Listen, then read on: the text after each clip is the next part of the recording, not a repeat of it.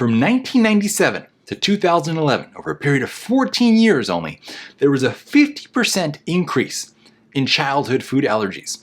Did something change genetically in the human race over the period of those 14 years? Just magically to suddenly have way more people being allergic to foods? Maybe not. Is it something that we as humans have started doing differently that has caused this huge shift? I think that's more likely. So there's more and more research suggesting that alterations in the human gut microbiome and our bacteria and our flora in our bodies is playing a huge role in the development of food allergies and food intolerances. So when we have modulation of the gut microbiome, here we can actually see alleviation of food allergies. So in prenatal cases and in children, when good bacteria are then reintroduced to create a shift in the microbiome, actually you can see allergies and intolerances sometimes get better. Now, I'm not saying that if you have a child in the family who is allergic to peanuts, give them a couple capsules of probiotics and then they can eat peanut butter. It's not the case. You have to do all of this very carefully with the guidance of a doctor. But here we actually have the possibility to maybe raise tolerance to these triggering foods. Maybe it happens to be a complete fix. Maybe it happens just to be something that increases tolerance, so it's not quite as life-threatening kind of a situation for some people. But ultimately, to me, the most interesting thing is looking at it here. What is that root cause in terms of what's going on with the gut, the bacteria that are missing, and the bacteria that maybe we need to look at replenishing? What are the bacteria associated with these different problems? So when you look at people who are having lots of food allergies and people who don't have food allergies, there's huge differences that are being observed in the gut microbiome. So this is the first indication that, okay, we've got something we need to look at a little bit more carefully here.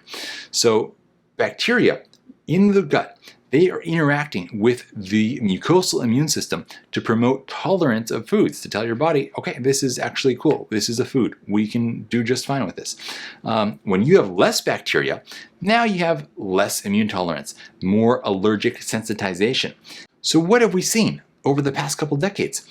Tremendous antibiotic use, lots of chemical exposure to pesticides that are killing off good bacteria in the gut. Of course, you have the mainstream standard American diet that's packed with refined carbs and very devoid of nutrition. No fermented foods introducing good bacteria into the gut.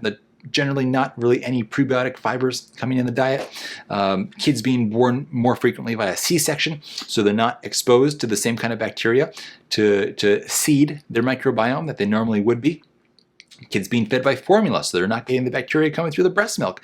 And lots more time spent indoors. You can actually pick up a lot of good bacteria just by spending more time in nature.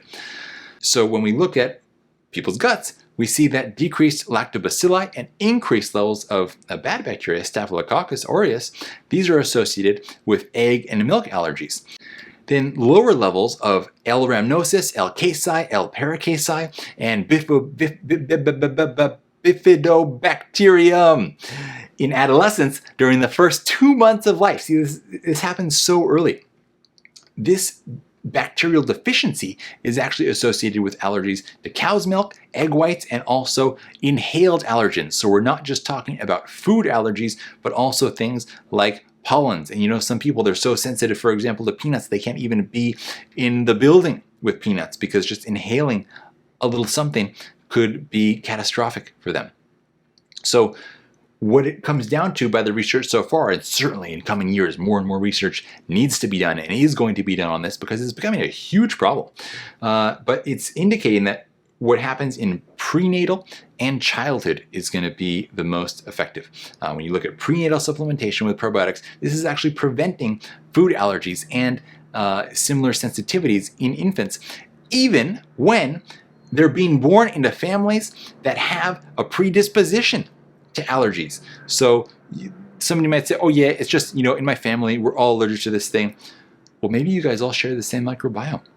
Maybe if something was done to alter that microbiome, you would save your children from this and future lineage as well.